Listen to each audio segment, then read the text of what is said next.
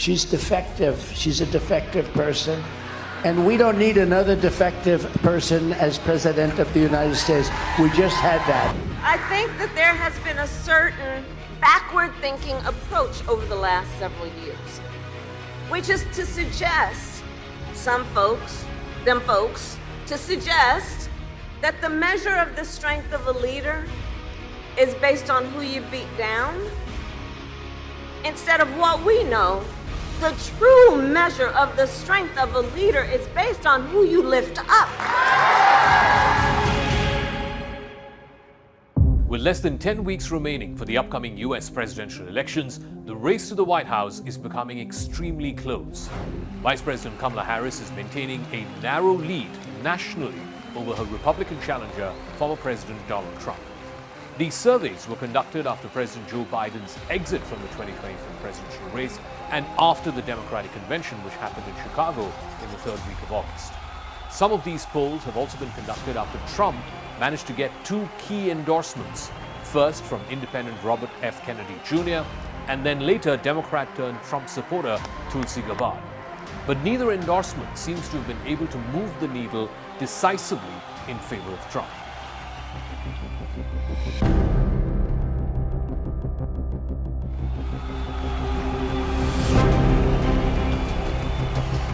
The polls and surveys have changed significantly while closing the gap on issues where the Republican candidate Donald Trump has been leading. At the same time, the polls also seem to be maintaining a narrow margin for Democratic candidate Kamala Harris nationally, a margin which is very much within the scope of error. The polls are reflecting the changing mindset of American voters since President Biden was running for a second term, when former President Trump was leading in the polls with a narrow edge. But since Biden dropped out, the results of these polls have also seen a slight shift. In fact, in the latest Reuters Ipsos poll, Harris's 4-point lead amongst registered voters marks an increase. She had a 1-point lead over the former president back in late July, which was when the previous Reuters Ipsos poll happened.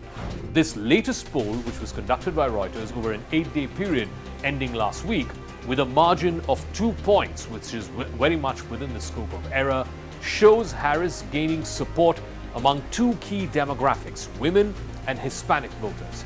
Harris leads Trump 49% to 36%. That's a 13% margin, both amongst women and among Hispanic voters.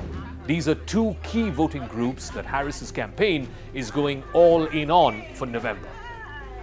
Across 4 different Reuters polls conducted in July and later on in August, Harris held a 9-point lead among women and a 6-point lead among Hispanics.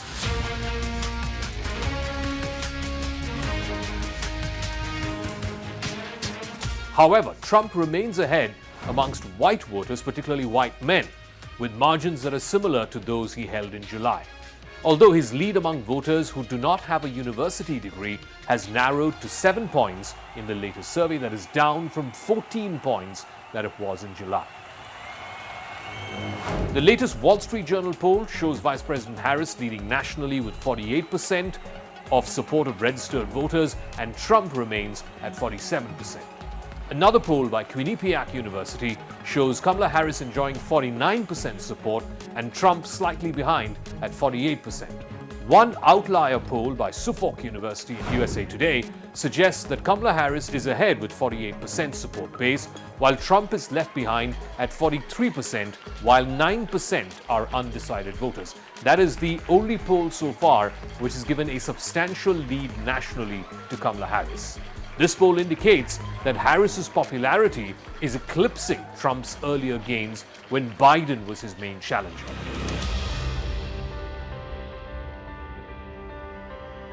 The findings of these latest polls highlight the shifting landscape of the US presidential race over the summer. President Joe Biden, at 81, ended his faltering campaign in the third week of July after a very poor debate performance against Trump, which led to widespread calls from his fellow Democrats to withdraw from the re-election.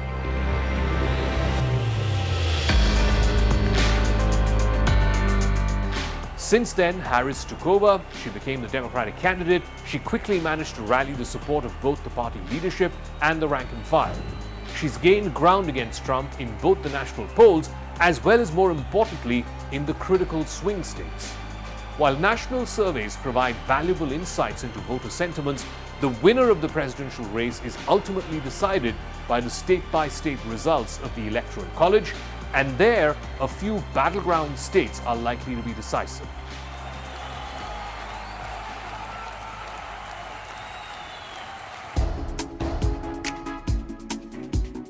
In the 7 swing states where the 2020 election was closest, that's Wisconsin, Pennsylvania, Georgia, Arizona, North Carolina, Michigan, and Nevada, Harris leads Trump 45% to 43% amongst registered voters.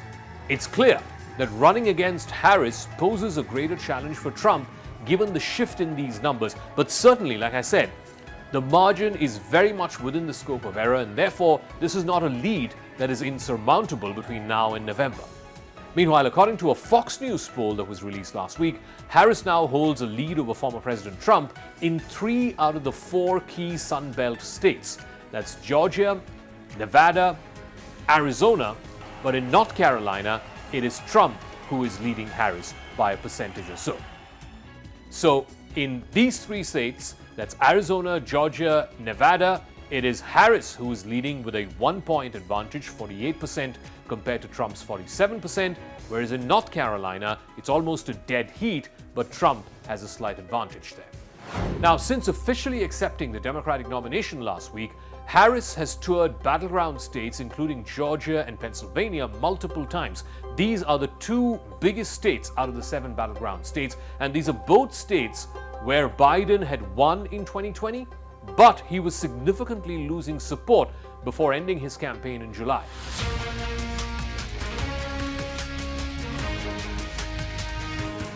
The Trump-Harris debate, which is scheduled on the 10th of September on ABC News, would be a crucial game changer in these polls, as the narrow margins could shift either way at the end of the debate. Harris will be hoping for the opposite effect of what happened in the last presidential debate when Trump faced off against Biden. That debate performance practically ended Biden's bid for a second term.